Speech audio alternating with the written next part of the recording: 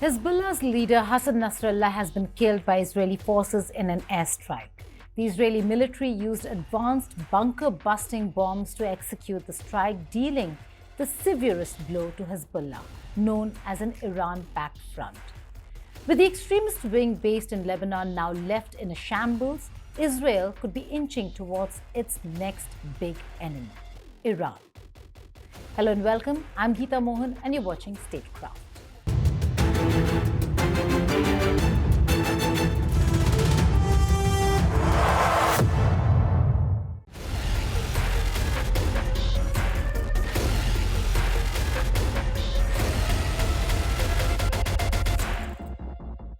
Now, why Iran? The first indication of Israel's direction towards Iran in this war came from none other than Prime Minister Benjamin Netanyahu himself. At the United Nations General Assembly session, the Israeli Prime Minister took a firm stance, rejecting calls for a ceasefire and vowing to continue Israel's offensive against Hezbollah in Lebanon. Netanyahu's fiery rhetoric included a direct warning to Tehran. He said, "If you strike us, we will strike you," asserting that there is no place in Iran that the long arm of Israel cannot reach. I have a message for the tyrants of Tehran. If you strike us, we will strike you. There is no place.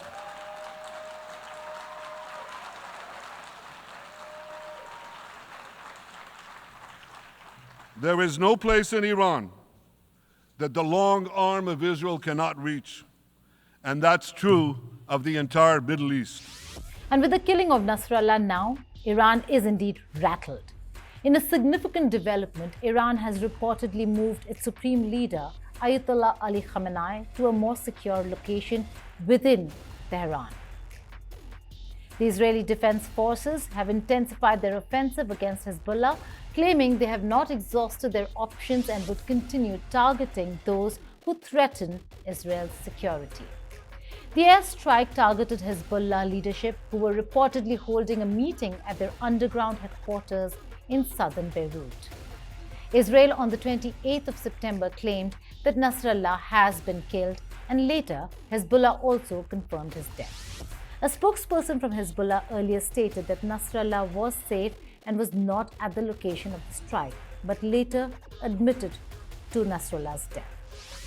There have been reports that some key Hezbollah figures were killed in the attack, including Nasrallah's daughter Zainab, Hezbollah missile unit commander Mohammad Ali Ismail, and his deputy Hossein Ahmad Ismail.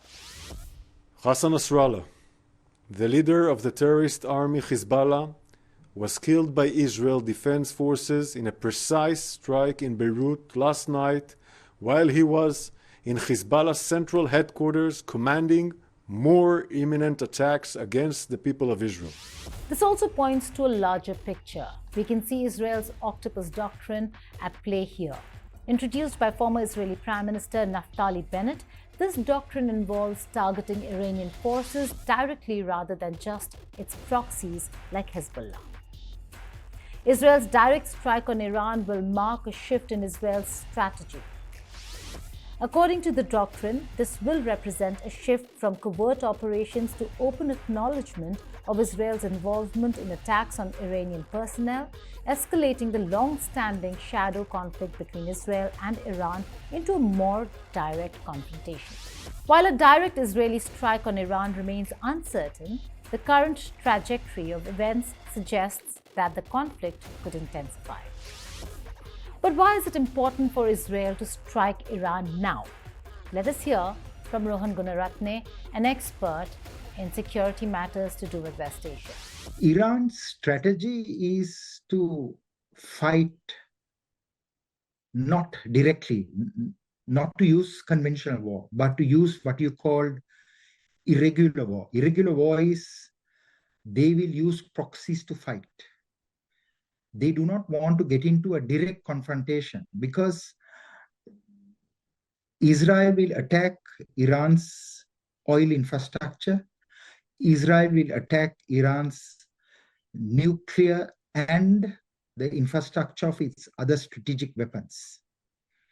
So Iran is very much aware of that. So because of deniability to prevent attribution and retribution, Iran has a classic style of operating through proxies, through Ansarullah, through Hezbollah, through Hamas, through Palestinian Islamic Jihad, through Al-Aqsa Martyrs Brigade, and through the resistance fronts both in Syria and in Iraq.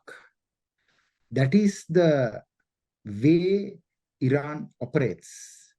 And Israel knows that, and Israel knows as long as the head of the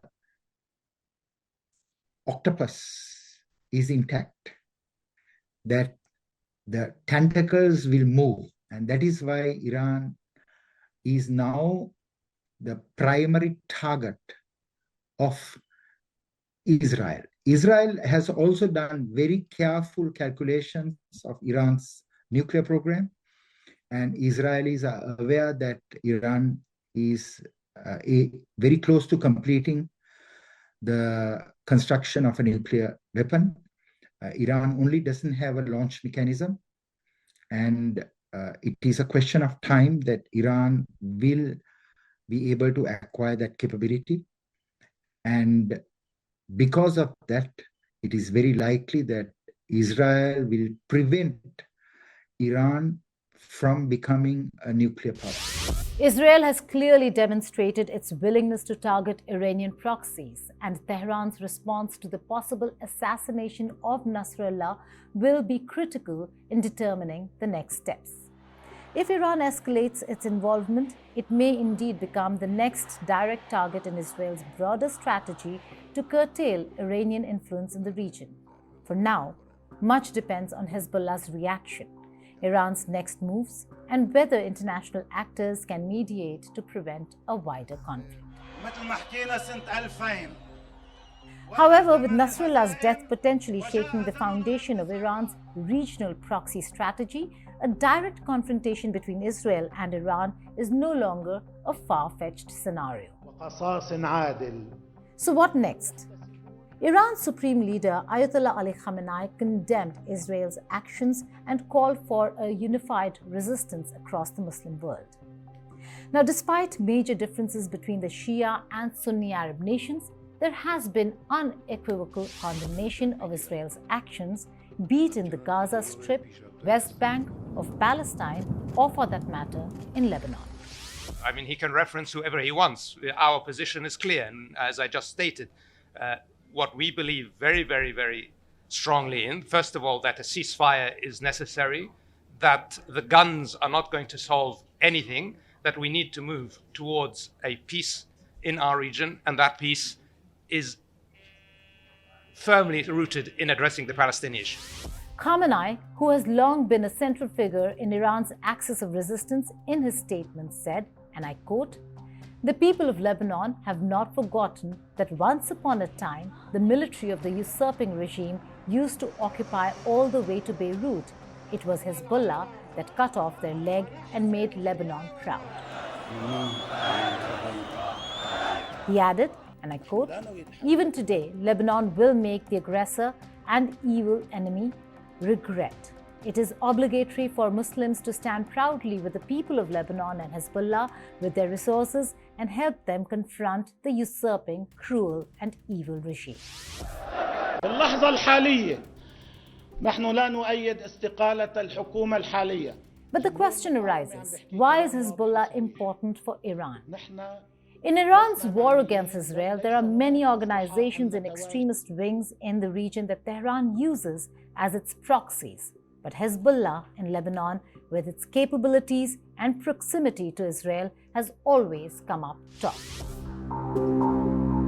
The reason why, after the massive strike by Israel that has decimated Hezbollah to the core, Israel warned Iran and Lebanon that any flight to Beirut carrying supplies will invite airstrikes well within Lebanese and Iranian territory. An Iranian plane had to make a U-turn back to Tehran because of the Israeli threat. Israel has also activated 3 battalions of reserve soldiers, signaling a broader military mobilization amid conflict between Hezbollah and Israel. This latest strike marks a dramatic escalation in the ongoing conflict between Israel and Hezbollah following weeks of heightened clashes and retaliatory strikes. Iran is reportedly in constant contact with Hezbollah to assess the situation and decide on its next move. The death of Nasrallah, who led Hezbollah for over 3 decades, could mark a major turning point in the Israel-Hezbollah conflict. So who next? Is Israel targeting Iran's supreme leader? Iran's embassy in Lebanon indicated that Tehran's calculations might now be shifting.